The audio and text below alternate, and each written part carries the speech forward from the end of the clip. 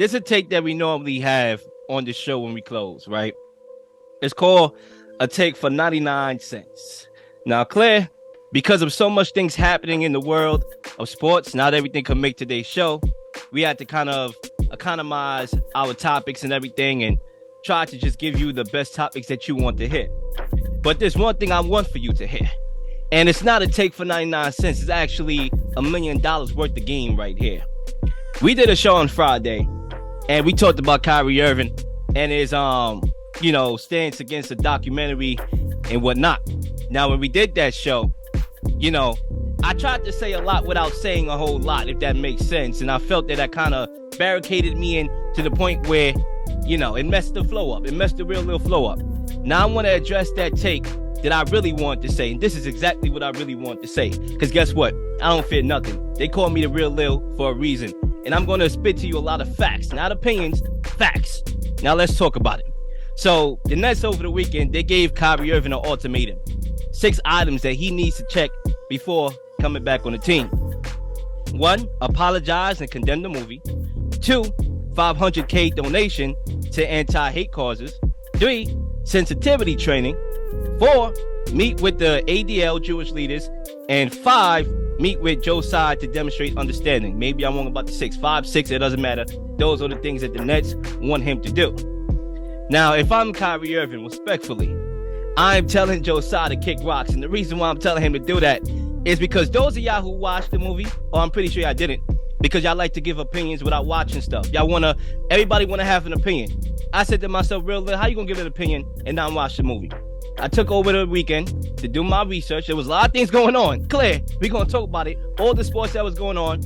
I found a couple hours to say, you know what? Let me watch the movie for myself before I actually really give an opinion, because I should have started it that way. And I didn't. And the movie was not even anti-Jewish. It was basically saying that, black people are the descendants of the biblical Israelites. So basically it was a promotion of blackness, not an anti-Jewish documentary. Now, we can all use historical context to formulate our own opinions about it. That's one thing we can do, right? If I'm Kyrie Irving, and if I'm the Jewish leaders, what they should do, is come together, have a dialogue beside a cup of coffee, and engage. And why I feel this way, why you feel this way, and at the end of the day, agree to disagree. It's not about nobody making an opinion. What Kyrie Irving did is not an opinion. What everybody else is doing is an opinion. The media coming at him is an opinion. I only deal with facts. Fred gave some good insights on the show on Friday. He said Kyrie Irving wants the NBA's money. And to a certain extent, Cuzzo, I would say Kyrie Irving wants his money, because 73.2% of the players in the NBA are African Americans. If black people would have band together in support of Kyrie Irving, that would be a huge gut blow to the NBA, because not only that, but 45% of the NBA's viewership is African Americans. Now imagine that 45% saying I'm out. Imagine that 73% saying I'm out. You probably was better in math than me. I should have had skipped math class in high school, but that should add up to the NBA taking a big blow to the gut. If black people were saying I'm boycotting, that would definitely be a huge blow to the gut. LeBron James, he only speaks about, white on black. That's the only time he's speaking up, because he showed you that when he had his chance to give his opinions on everything going on in Hong Kong. All right, my name is Bennett. If I'm not in it, if it's not white on black. So what he did coming out and condemning Kyrie Irving without even watching the documentary, I'm not surprised, okay? And you mean to tell me that nobody in the media had the guts, the balls to come and explain that? Everybody shook out their boots. I saw Emmanuel Acho on Speak For Yourself, a clip going viral where he talked about all the donations Kyrie Irving made, only to flip in the last second. Only to flip. So why the hell did you say all that? Okay, I'll finish what you started, buddy. Okay, yes, he donated $1.5 million to the WNBA. Yes, he donated $323,000 and 250K meals amid the COVID pandemic. Who y'all had a problem with him because he didn't want to take the vaccine. He actually did more. Okay, believe it or not, Kyrie Irving donated 190 pairs of Nike shoes to the boys club in Cleveland. He even offered $500K to anti-hate groups that was respectfully declined because people were in their feelings. Okay, so I don't want to hear that, Kyrie Irving is not about action. He's been about action. Okay, and the fact of the matter is he donating all this money and everybody saying the Nets shouldn't pay him. Like, I understand from a sports perspective, from a business perspective, you look at it that way. But to wish on another man's pockets when he's dishing out from his pockets and not being able to take care of his family long term with a max deal, then that's where we have a problem. So, ladies and gentlemen, before we yappity do, watch a documentary, okay? Hear both sides, and then we can yappity do. Because what I just spit to you was facts, not opinion. Lil Shadamas on the mic.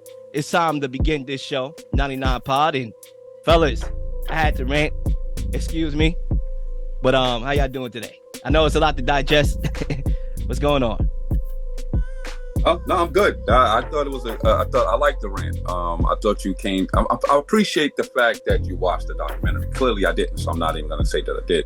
But I appreciate that you did your homework, watched the documentary, then gave a real educated opinion on it.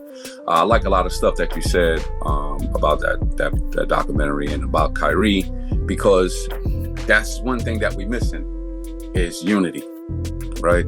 And that's the one thing that we are missing in our community is unity. And Kyrie is standing out there on his own. It's a bad look. It is. Because this to give you some quick, I know we got to get into our flow real quick. Let's give you something real quick. We used to have something called the Negro League. We probably should have never gave it up, because then we can call our own shots.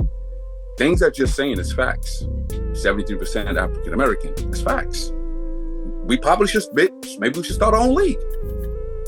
And deal with it and get our own flow and get our own rules and regulations of what you can say and what you can't say. Really quick, my bad. I just wanted to comment on that. Absolutely. Thank you for the insight. Say what's going on. Hey, man, you know, it's important to have dialogue and communications like this and not just people getting bashed around. You know, I think that's important. Something that this generation of individuals do not do. We are afraid of conversation. We are afraid of not confliction, but just being against one another. We can have a easy conversation without being in an argument or without blood being shed or without someone feeling offended and then shutting down and then calling you all these different type of bigots and stuff in that nature. You know, I think open dialogue for understanding for the masses, for everyone, is important on both sides. Everyone needs to understand where everyone is coming from, so then you can make that consensus of, all right, I don't agree with this, but that's your viewing, fine. If someone views it this way and you don't agree with it, that is fine. Kyrie Irving is not inciting violence. He's not saying target everyone and hurt people. You know, he's giving his opinion on something and people already bash him based on his opinion. I think what happened to everyone having their own opinion, what happened to everyone being a free mind and all the other stuff that everyone constantly boasts about. You know, where's all this now? You know, it doesn't make sense. If you don't agree with the masses, then they're gonna shun you. That's just how it is. That's how it's always been. But besides that, I'm always in paradise. You know, I had a great weekend. And we're gonna break it down today for sure later in the show. But I hope everyone that's watching and listening, I hope y'all played back the basically interlude to the show. What Lil said is important, and basing your own opinion is very important. So please watch the show up over and over, listen to what he said, and maybe even try to understand exactly where everybody is coming from pertaining to Kyrie Irving and the NBA, because that is insightful stuff that you talk about. But I'm ready to get into the show because we already started off explosive and fairly. Get it going.